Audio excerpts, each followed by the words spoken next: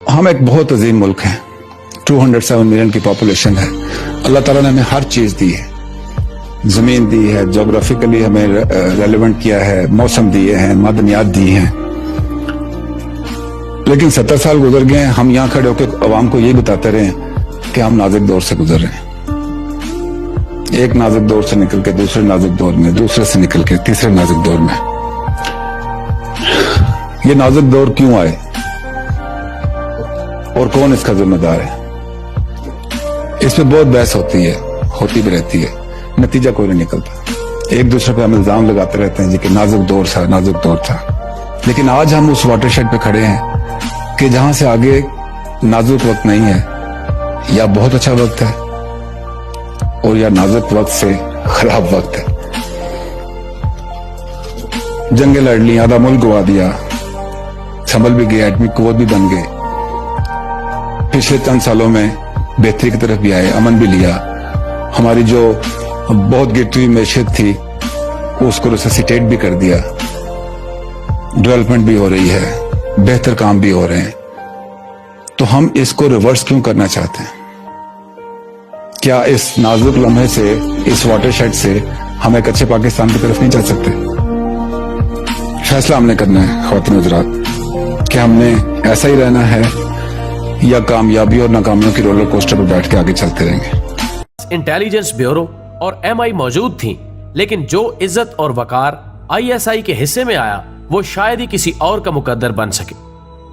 معزز خواتین و حضرات، کراچی میں عبداللہ ہارون روڈ پر واقع ایک چھوٹی سی عمارت میں معمولی فرنیچر کے ساتھ آئی ایس آئی کا دفتر کھولا گیا اور 14 جولائی 1948 کو دنیا کی اس عظیم انٹیلیجنس ایجنسی نے اپنا کام شروع کر دیا.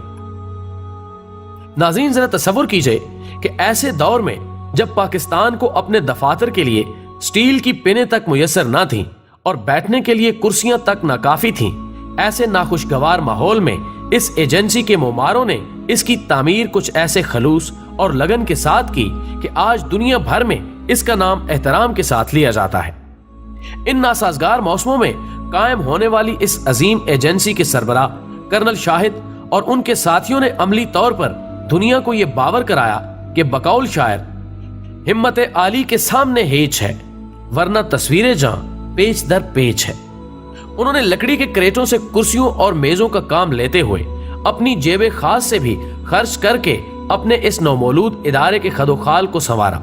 ابتدا میں جبکہ آئی ایس آئی اپنے تعمیری مراحل سے گزر رہی تھی تو عملے کے افراد کے لیے تینوں مسلح افواج سے افرادی قوت حاصل کی گئی، لیکن بعد ازاں سویلین افراد بھی بھرتی کیے گئے، جن میں سے زیادہ تر افراد کا تعلق پولیس ڈپارٹمنٹ سے تھا.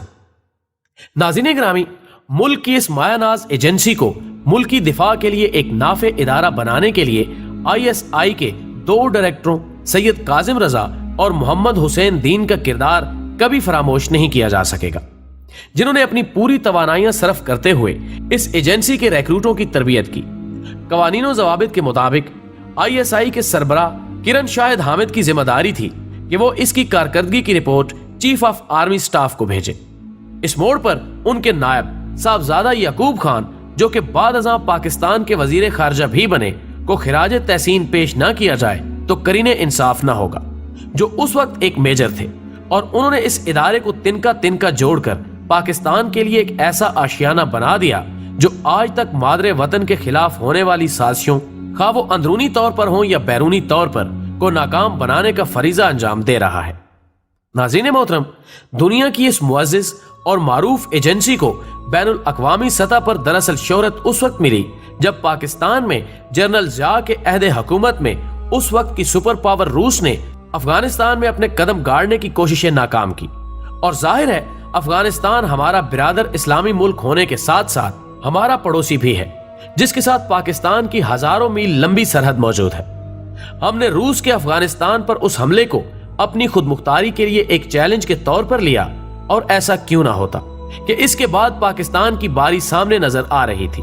لیکن اس خونی موسم میں آئی ایس آئی نے وہ کردار ادا کیا کہ سرخ ریچھ کو اپنی بقا پڑ گئی. ہر چند اس میں امریکہ کی طرف سے بھی بہت مدد حاصل تھی، لیکن اس جنگ میں ہماری اس انٹیلیجنس ایجنسی کا کردار بنیادی تھا، جس کی وجہ سے روس کو پسپا ہونا پڑا. जबकि इसके बाद अमेरिका की नाम नहाद दहशतगर्दी की जंग भी, जो कि अफगानिस्तान ही की सरजमीन पर लड़ी गई, भी इस एजेंसी के जानदार किरदार ने इसको आसमान की बुलंदियों तक पहुंचा दिया। अलगर्ज इसके जवानों ने दुनिया से यह बात तस्लीम कराने में कोई कसर ना छोड़ी कि ISI पाकिस्तान की वो आंख है जो दुश्मनों और उनकी तरफ से की जाने वाली साजिशों को रात के अंधेरे में भी पहचानने की गलती कभी नहीं करती।